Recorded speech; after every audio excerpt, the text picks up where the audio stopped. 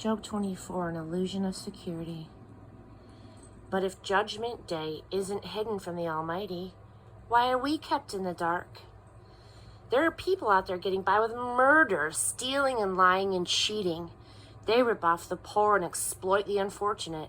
They push the helpless into the ditch. They bully the weak so that they fear for their lives. The poor, like stray dogs and cats, scavenge for food in back alleys. They sort through the garbage of the rich. They eke out survival on handouts. Homeless, they shiver through cold nights on the streets. They have no place to lay their heads. Exposed to the weather, wet and frozen, they huddle in makeshift shelters. Nursing mothers have their babies snatched from them. The infants of the poor are kidnapped and sold. They go about patched and threadbare. Even the hard workers go hungry. No matter how back-breaking their labor, they can never make ends meet. People are dying right and left, groaning in torment. The wretched cry out for help, and God does nothing, acts like nothing's wrong. Then there are those who avoid light at all costs, who scorn the light-filled path. When the sun goes down, the murderer gets up, kills the poor and robs the defenseless. Sexual predators cannot wait for nightfall, thinking, no one can see us now. Burglars do their work at night, but they keep well out of sight through the day. They want nothing to do with the light. Deep darkness is mourning for that bunch. They make the terrors of darkness their companions in crime. They are scraps of wood floating on the water, useless, cursed junk, good for nothing.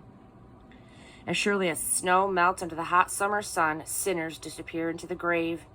The womb has forgotten them. Worms have relished them. Nothing that is evil lasts.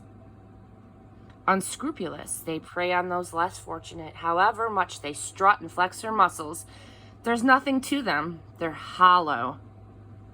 They may have an illusion of security, but God has his eye on them. They may get their brief successes, but then it's over. Nothing to show for it. Like yesterday's newspaper. They're used to wrap up the garbage. You're free to try to prove me a liar, but you won't be able to do it. Bildad's third attack. Even the stars are not perfect in God's eyes. Chapter 25. Bildad the Shuhite again attacked Job. God is sovereign. God is fearsome. Everything in the cosmos fits and works in his plan.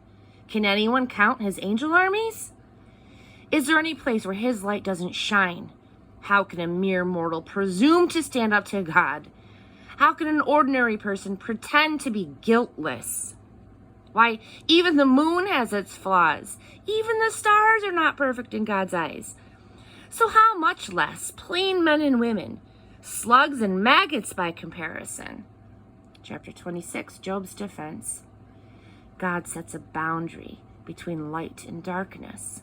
Job answered, well, you have certainly been a great help to a helpless man.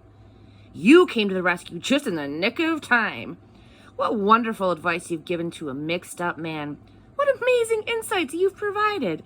Where in the world did you learn all of this, and how did you become so inspired? All the buried dead are in torment, and all who've been drowned in the deep, deep sea.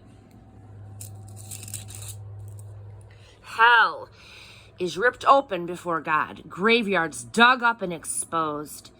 He spreads the skies over unformed space. He hangs the earth out in empty space. He pours water into cumulus cloud bags, and the bags don't burst. He makes the moon wax and wane, putting it through its phases. He draws the horizon out over the ocean. He sets a boundary between light and darkness. Thunder crashes and rumbles in the skies. Listen, it's God raising his voice. By his power, he stills sea storms. By his wisdom, he tames sea monsters. With one breath, he clears the sky. With one finger, he crushes the sea serpent. And this is only the beginning. It's a mere whisper of his rule. Whatever would we do if he really raised his voice?